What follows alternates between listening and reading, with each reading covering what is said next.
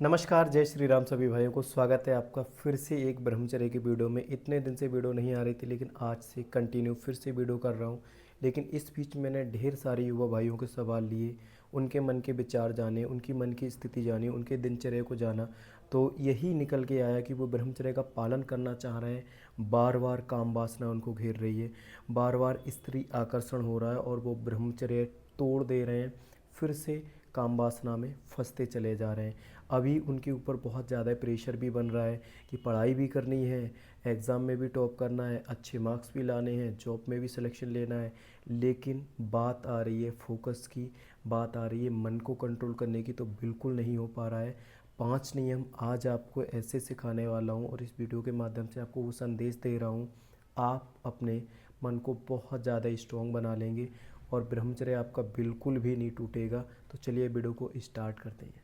आज का वीडियो इन 5 टॉपिकों पर होने वाला है। पहला है भोजन, दूसरा है व्यायाम, तीसरा है उत्तम विचार, चौथा है ईश्वर शक्ति और पांचवा है अध्ययन।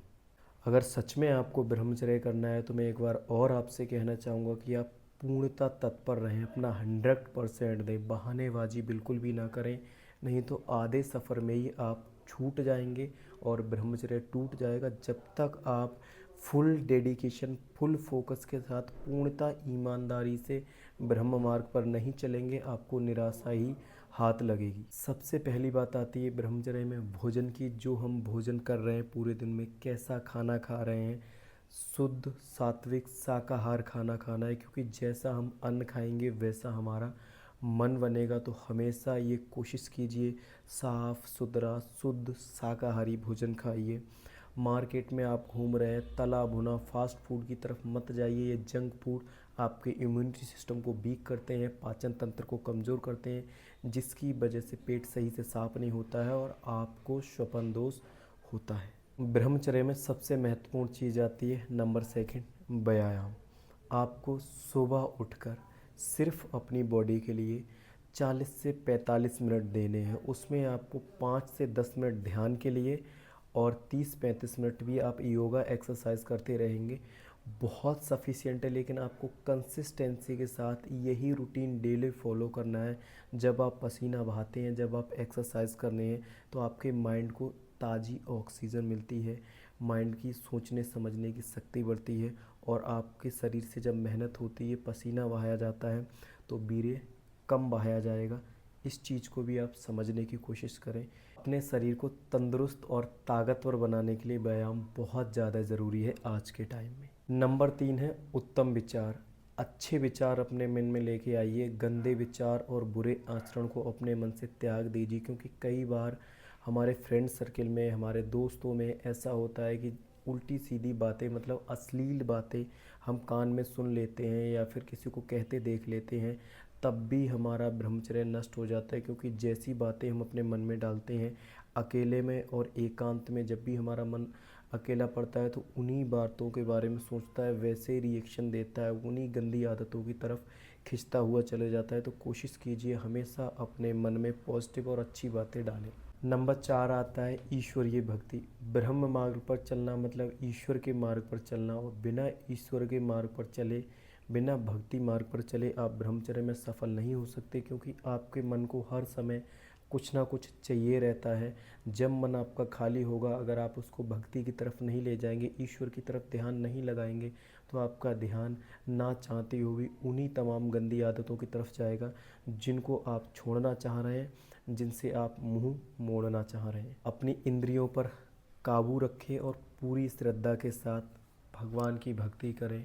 नमः पार्वती पते, हर हर महादेव। नंबर 5 और सबसे अहम चीज़ आती है अध्ययन। मेरे पीछे ढेर सारी बुक्स हैं। अगर आप ब्रह्मचर्य का पालन कर रहे हैं और आप अच्छी बुक्स का अध्ययन नहीं कर रहे हैं, तब भी आप अपनी चेतना को डेवलप नहीं कर पाएंगे, अपने मन को एकाग्र नहीं कर पाएंगे। क्योंकि जब जब हम आध्यात्मिक ग्रंथ पढ़ते हैं ब्रह्मचर्य मार्ग में, तो हमारी बुद्धि उतनी शुद्ध होती चली जाती है, हमारी विचार शक्ति खुलती है, सोचने समझने का तरीका हमारा पवित्र होता है और हम कहीं ना कहीं ईश्वर के मार्ग पर चलने लगते हैं, भक्ति मार्ग से जुड़ने लगते हैं। तो मैं ये नहीं कह रहा हूँ कि आप साधु संत बन जाएं, आप बहुत ज़्यादा वेद रामायण को पढ़ें, लेकिन एटलीस्ट आप अपने दिन में 5-10 पेज आध्यात्मिक हमारे प्राचीन ग्रंथों के ज़रूर पढ़ें, जो कि सनातन धर्म की पहचान है। और जब तक आप जुड़ेंगे नहीं, आप शक्ति को समझेंगे नहीं। लास्ट में दोस्त इतना ही कहना चाहूँगा, माँ बाप कितनी मेहनत करके आपको पैसा भेजते हैं, अगर आप बाहर पढ़ रहे हैं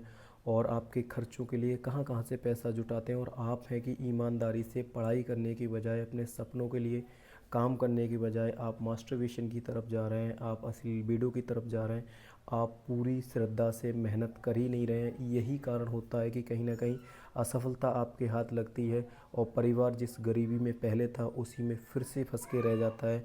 मैं आप सभी से सिर्फ इतना कहना चाह रहा हूँ कि दोस्त, यही टाइम है आपके पास खुद को साबित करने का, खुद की पावर को पहचानने का, खुद की खोई हुई शक्ति को जगाने का, और पूरी सच्ची श्रद्धा से ब्रह्मचर्य का पालन करिए। दोस्तों, ब्रह्मचर्य का पालन तो आपको करना ही करना है, साथ ही साथ आपको माँ बाप के सपने भी पूरे करने हैं, अपने सपने भी पूरे करने हैं, जो कि आप वासना रहित जीवन से कभी नहीं कर सकते। जब का आपका आचरण जब तक शुद्ध नहीं होगा, तब तक आप अपने विचारों को शुद्ध नहीं कर सकते, अपने सपनों को पूरा नहीं कर सकते।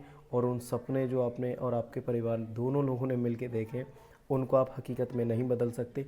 और आज अगर आप अपने सपनों को हकीकत में बदलना चाहते हैं तो दोस्त उठिए, जागिए और ब्रह्मचर्य का पालन कीजिए। जय श्री राम। वीडियो अच्छा लगा हो लाइक कर लेना, चैनल पर पहली बार है सब्सक्राइब कर लेना। मिलता रहूँगा आपको ढेर सारी ऐसी इंस्पिरेशन वीडियो के साथ। नमस्कार।